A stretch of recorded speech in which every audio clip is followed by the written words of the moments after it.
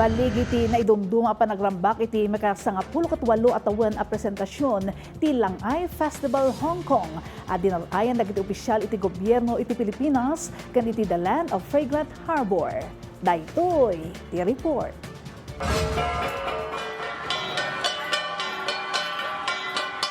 Agaw imatang iti namaris, naragsak, ken naidumduma a presentasyon iti kultura ti Mountain Province, ana iparang iti Charter Road, Hong Kong. Babanda ito iti panagrambak iti 18th Langay Festival Hong Kong, anang tipon kadagiti OFW at tubo iti Mountain Province ang nakabase iti HK.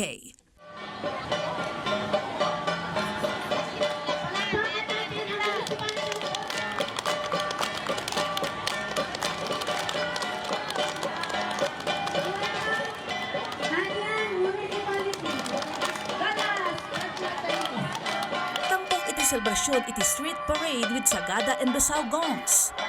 Tunggal munisipalidad ti Montañosa at dan iti partisipasyon.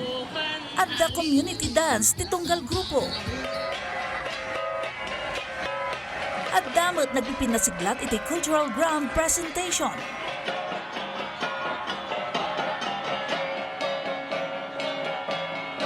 Mararaom ti presentasyon ti tunggal grupo iti choral own composition.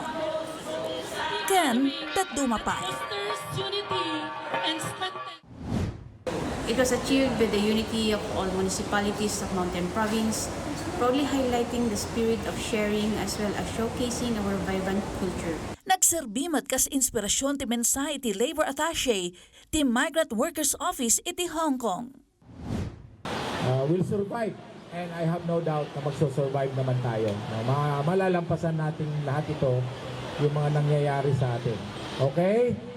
Tapos, lapit lang kayo sa inyong Migrant Workers Office dito sa Hong Kong. Karbangan dagiti OFWs kan benepisyo nga ipaay ti gobyerno.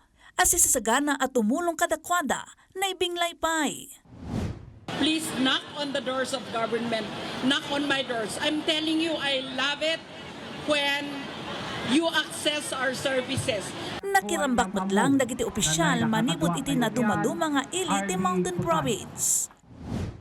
Said event was made possible by the joint efforts of Busao and Sagada municipalities through the leadership of Ms. Jun Acaes, Busao Organization President, and Ms. Flora Abella, President of Sagada Municipality Association. Laglagi pun tayo nga wandrasat, uray ka anuman, uray sa dinuman, datayo, ket Pinoy.